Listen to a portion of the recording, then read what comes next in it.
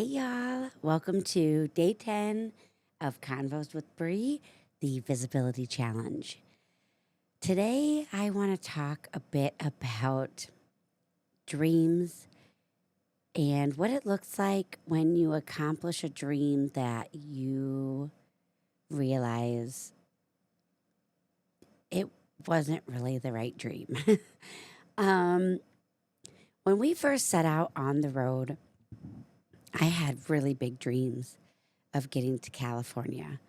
I always, since I was very, very little, dreamed of getting out to California.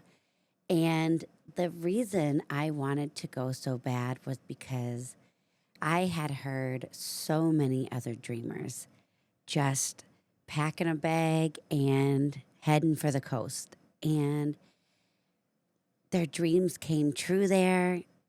The weather was so wonderful and warm, and people were healthy. People cared about movement and eating well and clean foods and taking care of the environment, taking care of each other.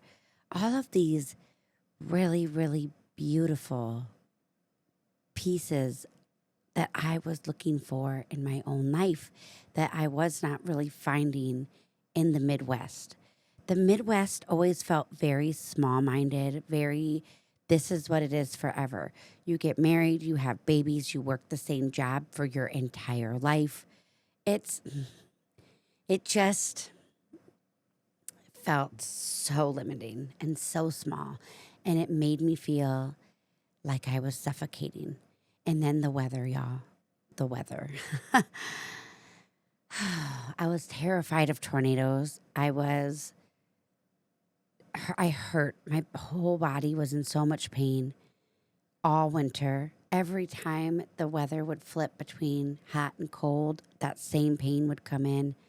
Then it was too hot and there were too many bugs. And y'all, I felt like I couldn't ever win. It just felt like I was born into something I was never meant to be in. But I didn't want to take away from all the great things that were here and all the things that I did love about it. So I tried really hard for a long time to just like force myself to love it here. And while I found a lot of great things, I had a really hard time truly appreciating it. My head was elsewhere. My heart was definitely elsewhere. So then, when my boyfriend passed away, it became insufferable to be here. All the things that I had previously loved about it, I didn't feel like they really existed anymore because I didn't exist anymore. That version of me was gone. And now I really needed to get away, but I couldn't. I had responsibilities here. I didn't have the money to just pack up and leave my life and move. I had a child that wanted nothing to do with moving or going to somewhere that was always sunshine and warm weather. He loved the cold weather. He loved Iowa. He loved being around everyone. And his dad was here. His grandparents were here. His friends were here.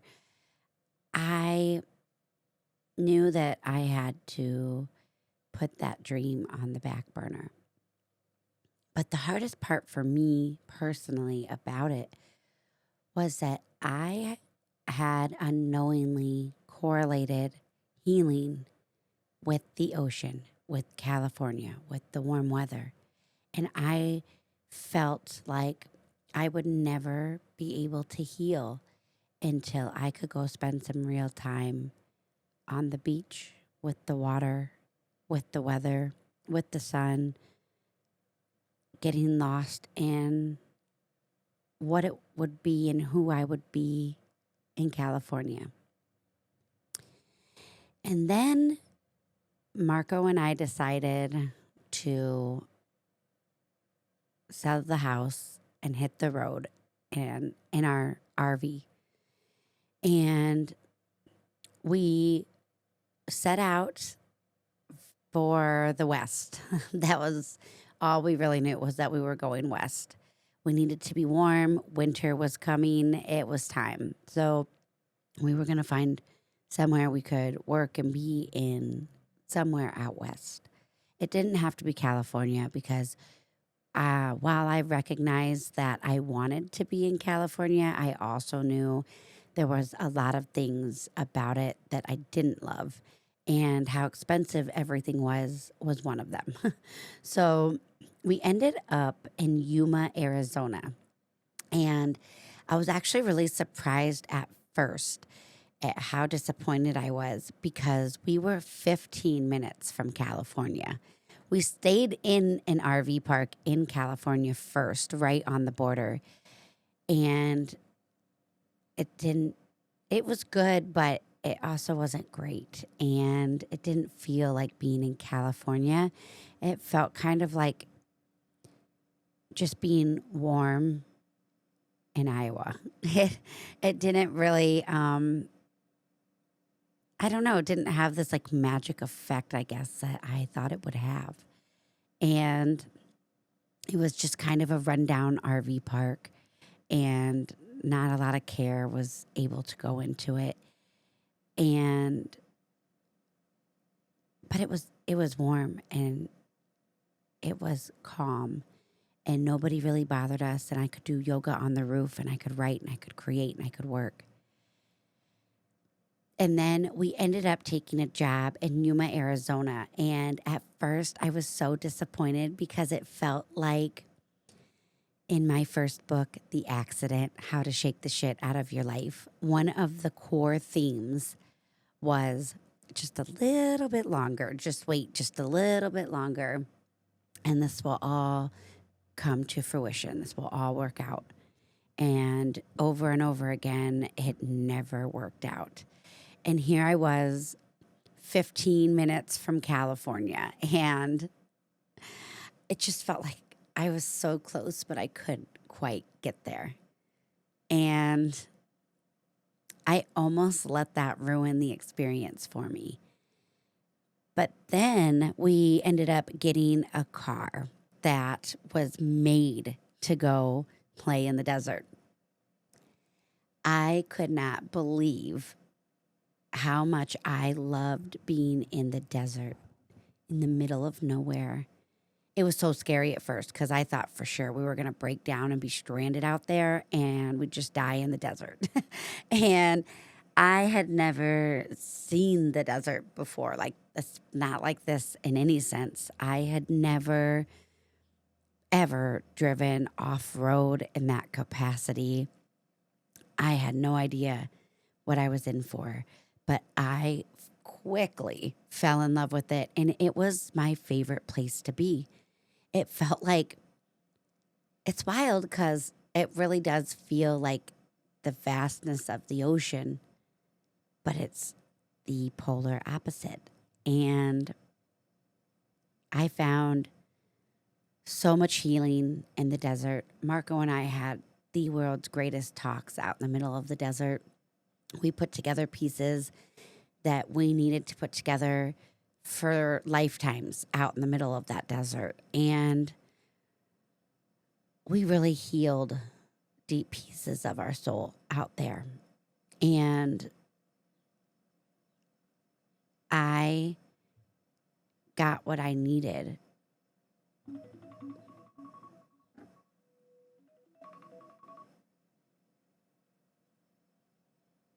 I forgot to shut off my alarm this morning. My bad.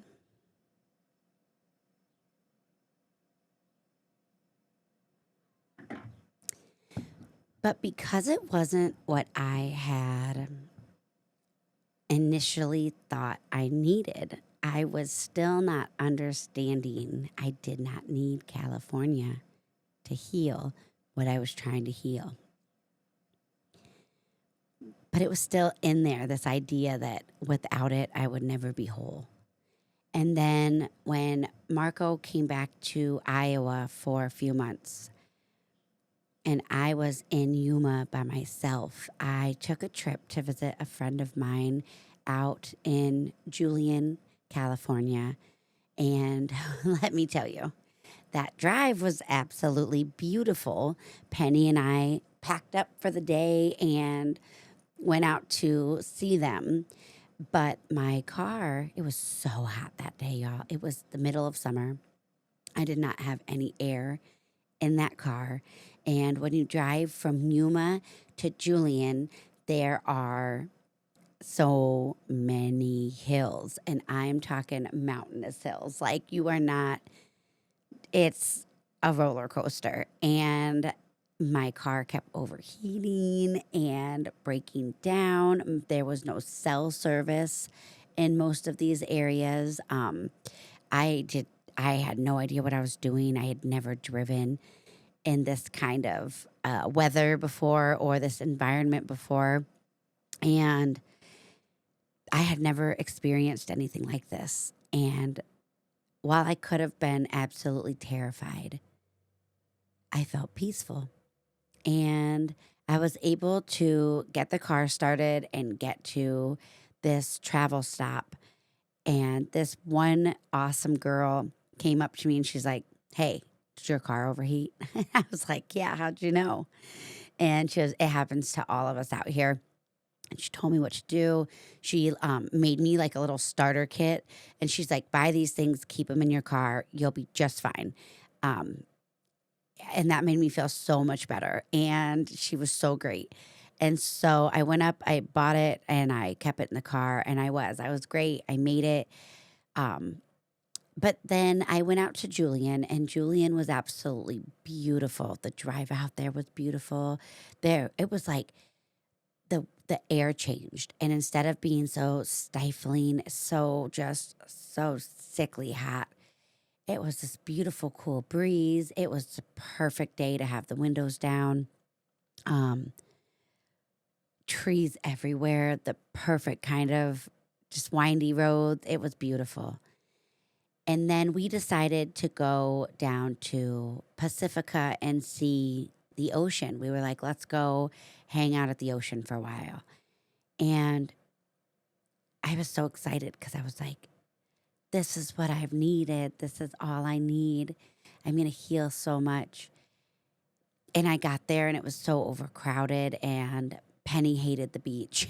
And um, while it was awesome, it didn't bring me any real peace. And I realized that what I had been looking for couldn't be healed by a place. It's something that I had to do within. I had to say goodbye to the dream of him and I. I had to say goodbye to the dream of him coming back, of him seeing Caden playing the guitar, my son, to all the dreams that I had dreamed while we were together. And I had to move on with my life here. And no amount of scenery was going to do that for me.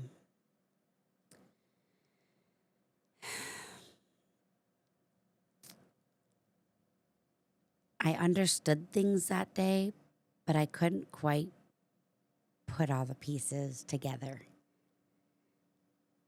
But I was further than I once was, and it was a very great trip. It was very good on my soul.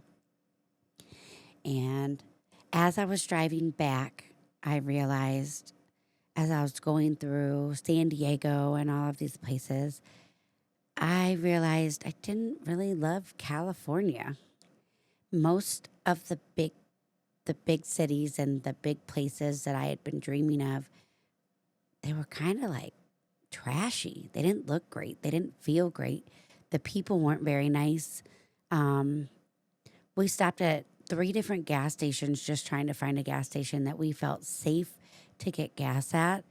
And finally, I had to stop at this one because my car needed to rest because I was in the stretch of it where the hills were too hard on the car. And the minute we got out of the car, a man's dog tried to run over and have its way with Penelope. And I had to grab her and get this guy. And he actually had the audacity to yell at me and tell me that I needed to let my dog get fucked. And I was like, I hate it here. I hate it here.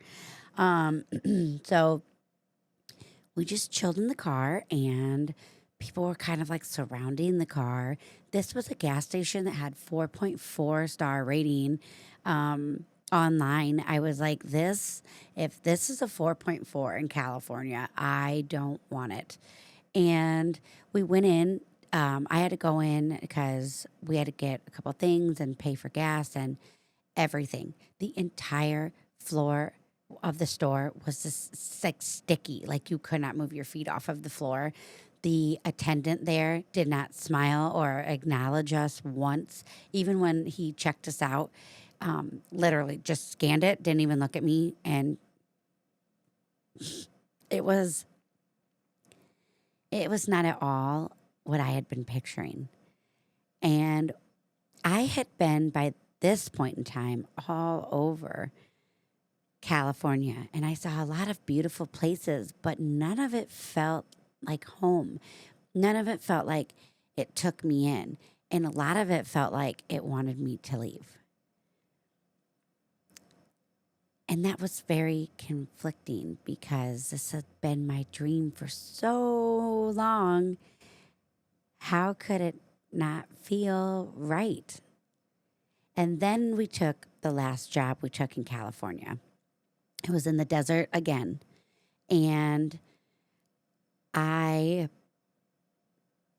wasn't excited about it. I didn't want to leave Iowa. After we had worked in Missouri, I loved Missouri so much. I loved Yuma so much. It made me realize that I missed my people in Iowa more than I would ever miss a place. And I just wanted to be where my people were. And we kept trying to come back, but it was like Iowa didn't have what we needed. It didn't have the jobs that we needed. It didn't have an RV park that we needed. It didn't have the availability to keep us long term. And we were both feeling that.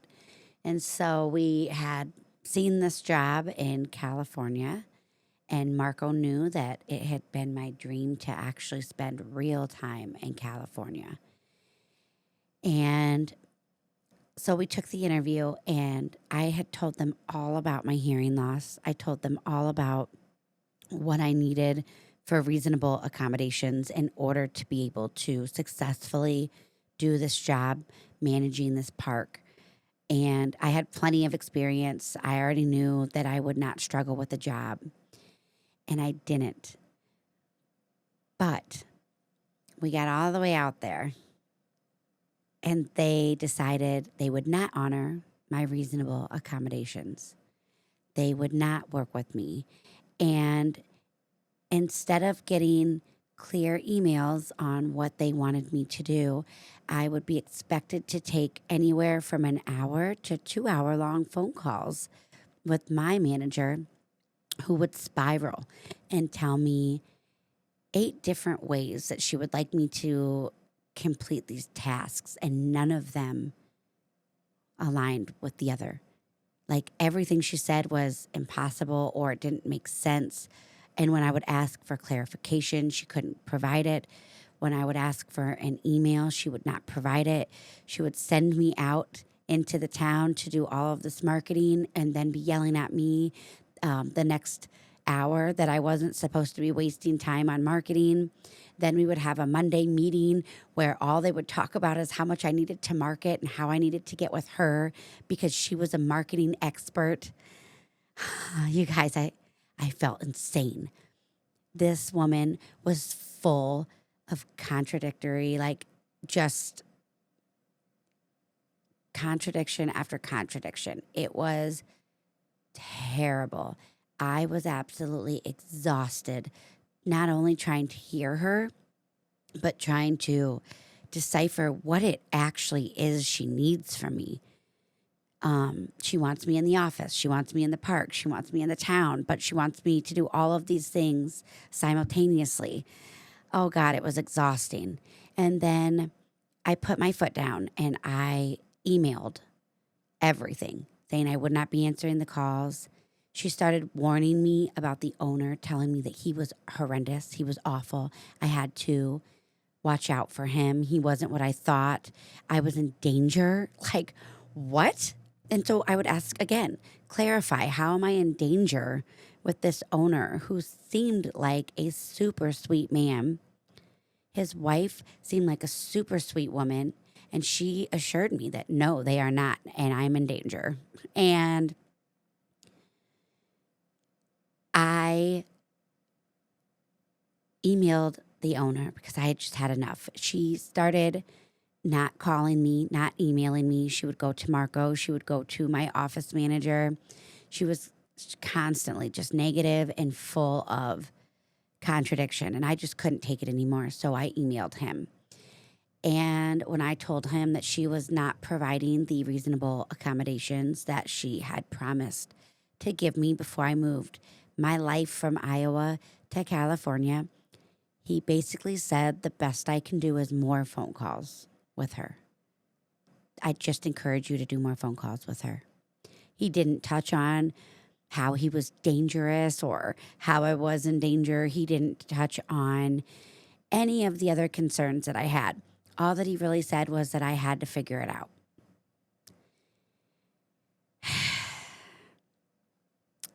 I knew it was bad the minute we got there. I felt a complete internal shift that said, this is not it. And I told Marco that if anything happened to one of our people and we weren't there because we were here in this dumbass city, in this dumbass place with these dumbass bosses, I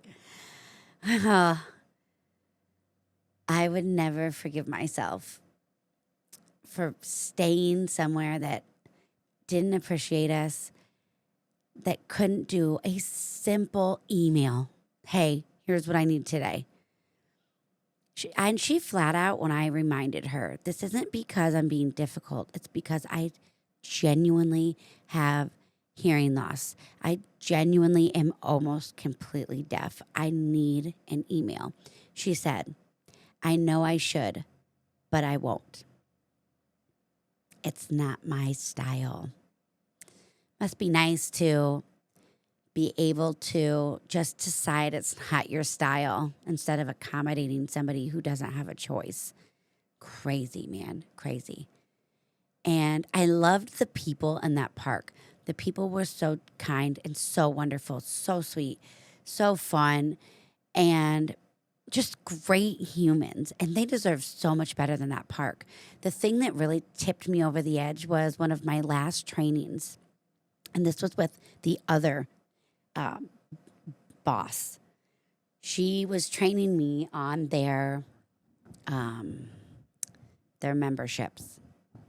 And she said, if anyone wants to get out of a membership, encourage them to not, to just hang on for a month or like try to sell it. And I said, oh, because we want to help them get some of their money back. And she laughed. And I have screenshots of all of these things and I have their emails.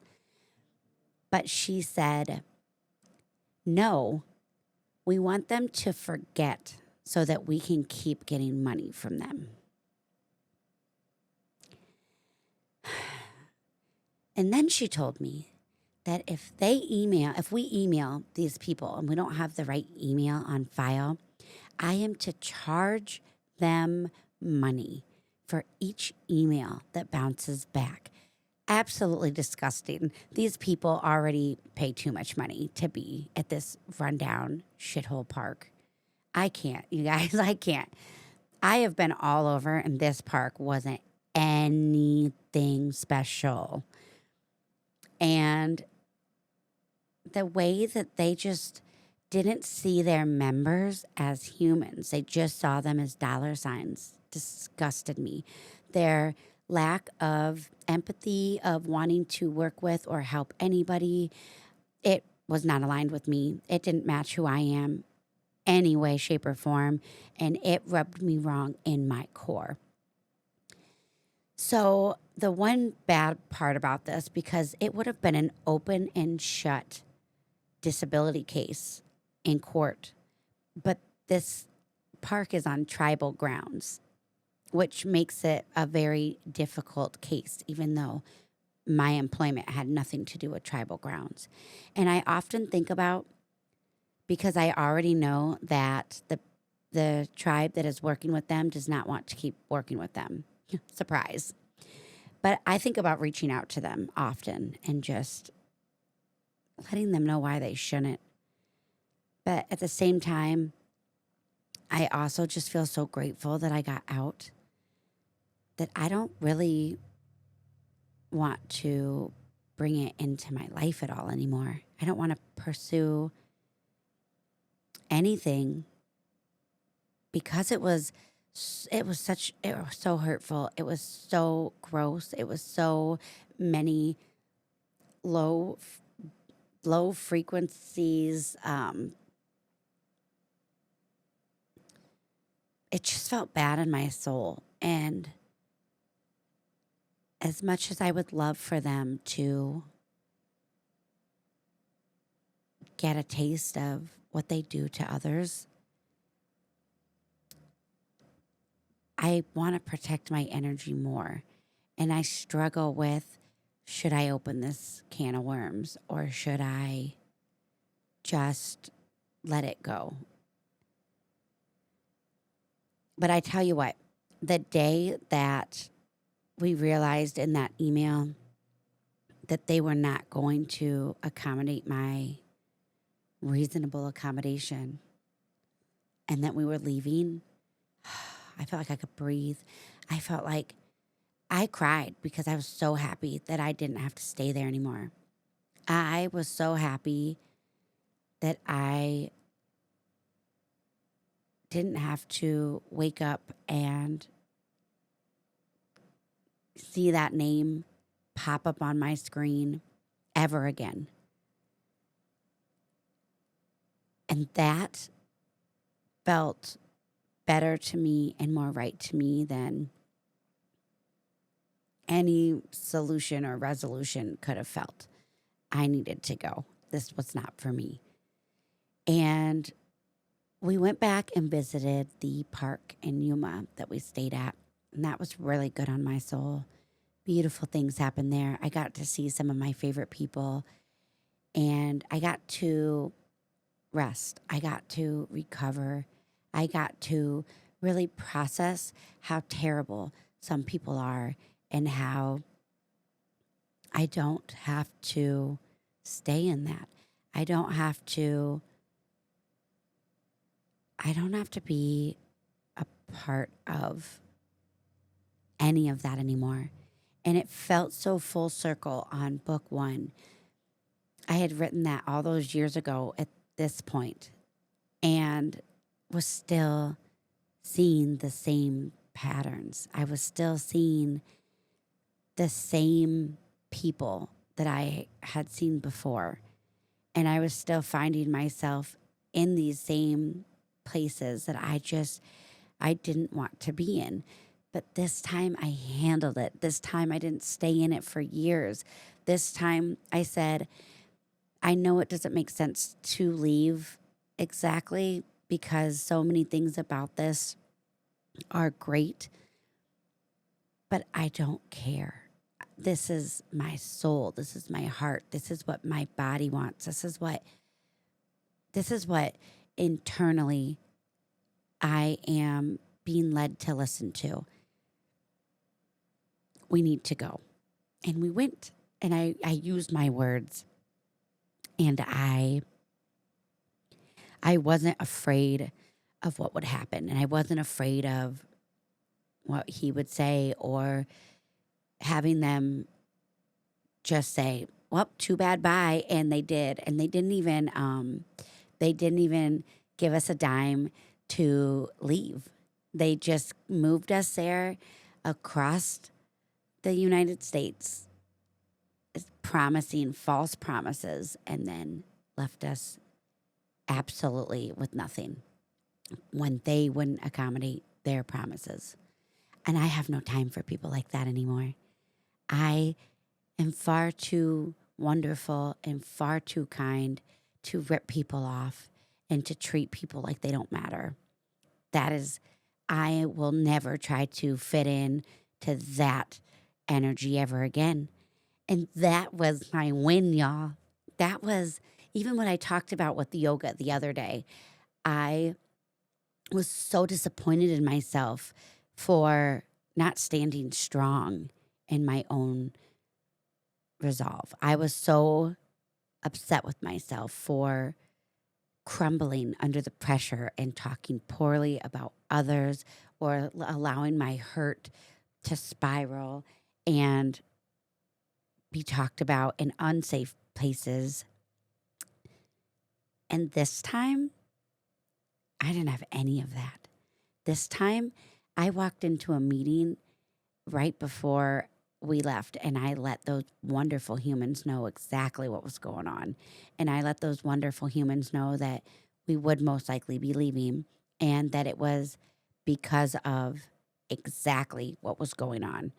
I did not hide anything. I did not hold anything back. I was all the way radically transparent and honest, which was what I had been working to achieve, was getting over my fear of being radically transparent, of being able to say the wrong thing, of being able to just say the truth without any type of worry about optics or about doubt or any of these things. And I did it. I did it. So California wasn't all bad. California showed me I'm no longer afraid to go after what I want. I am no longer listening to the world over myself. I am no longer listening to logic. I am listening to my surefire truth that comes from within. I am listening to what my body, my soul, myself needs. And I had never done that before. Like, not like this. And granted, I wish that I would have been able to find the right person that would have helped me take them out at the knees. But life just showed me that that wasn't for me, and to trust the process, and that life would deal with them how it was supposed to. And that I didn't need to spend any more energy or time here. And we left, and we came home, and everything was different. Our families greeted us with open arms. They helped us get back here. They helped us get set up here. They were so happy we were back. And it was time. It just felt right. Everything felt like it was clicking into place. And it was finally time. And it's so funny because now I look back, and all these places I didn't expect to feel like home felt like home. And it's always the same reason why. It's the people. It's the people. And now I have pieces of home scattered all over.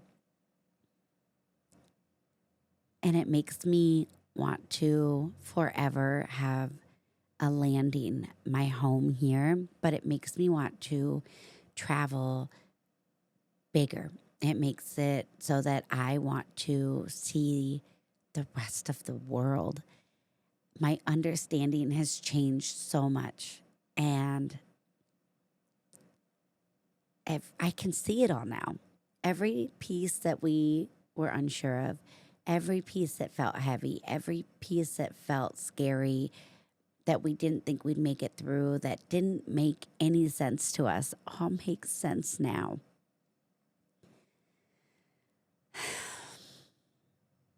It wasn't a place I needed. It was this version of myself. And all I had to do was lean into my own journey, listen to what my body was telling me, and jump. I had to stop letting fear take the wheel. And I had to work with life and understand that it wasn't going to be just easy and whatever. It was going to be challenging. And that's what I needed to change me. And now I can appreciate home more than I've ever been able to appreciate home. I can appreciate my people and these spaces, and even the weather, it's not so bad because I am where I'm supposed to be.